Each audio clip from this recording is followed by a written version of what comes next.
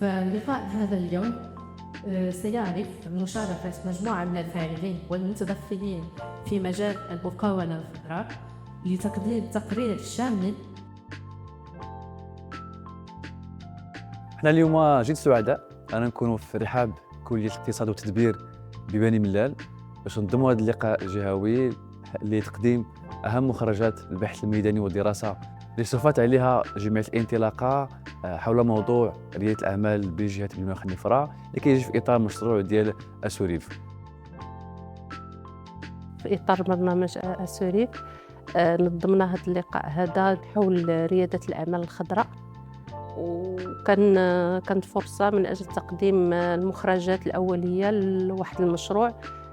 باش نحطوا فيه خارطة ديال المشاريع الممكنة أو القطاعات الممكنة اللي تقدر تزدهر فيها ريادة الأعمال الخضراء. اللقاء كان لقاء أكاديمي متميز جدا نظرا ل يعني طبيعة ما أثير فيه من مداخلات، وكذلك نظرا للمستوى المعرفي العالي للمتدخلين.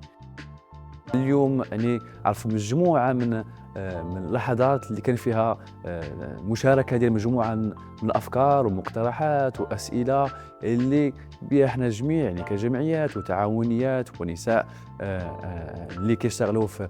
هذا المجال، وايضا طلبه باحثين واساتذه باحثين اللي غيخلينا اننا يكون عندنا واحد النقاش اللي هو مثمر حول الموضوع ديال المقاولة الخضراء، وكيفاش ان الشباب والنساء حاملي افكار المشاريع انهم يتوجهوا هذا المجال، انهم يتعرفوا شنو هو الفرص اللي كاينين